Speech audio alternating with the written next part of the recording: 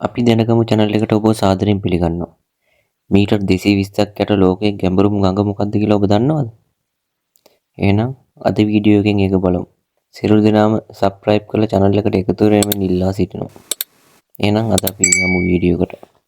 ලෝක ගැඹුරුම ගංගාව ලෙස සැලකෙන්නේ අප්‍රිකන් මහද්වීපයේ පිහිටා ඇති කොංගෝ ගංගාවයි.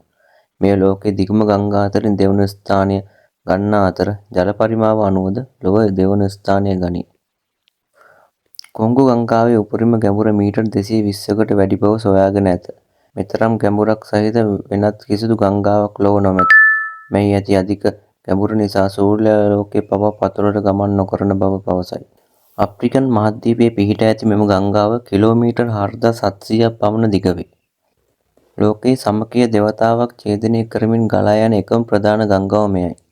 නැමීබියාවේ සහ අනෙකුත් අප්‍රිකානු රටවල්වල වැසි වනාන්තර හරහා ගලා යන බැවින් මෙහි අතිවිශාල ජල කඳක් පවතී. තප්පරයකට කියුබික් මීටර් 41000කට වඩා ජල පරිමාවක් අට්ලාන්ටික් සාගරයට මුදා හරිනු ලැබේ. මත්ස්‍යයන් 700කට අධික ප්‍රමාණයක් මෙම ගංගාව තුළ ජීවත් වේ. ඉන් බොහෝ දෙනෙක් මෙම ගංගාවටම ආවේනික වේ. මධ්‍යම අප්‍රිකාවේ ප්‍රධානතම වෙළඳ සහ ප්‍රවාහන මාර්ගය මෙය. ගංගාවේ ජල වේගය සහ පරිමාව නිසා ලොව විශාලතම ජල විදුලි විභවයක් සහිත ගංගාව මෙයයි. කොංගෝ ගංගාවේ ඇති අධික ගැඹුර සහ පටු ස්ථානවල ඇති දියවැල් නිසා කොංගෝ ගංගාවේ දෙපස ජීවත් වෙන මත්ස්‍යයන් පවා එකිනෙකාට වෙන් වී විවිධ පරිණාමික ලක්ෂණ වලින් ජීවත් වෙන බව විද්‍යාඥයින් සොයාගෙන ඇත.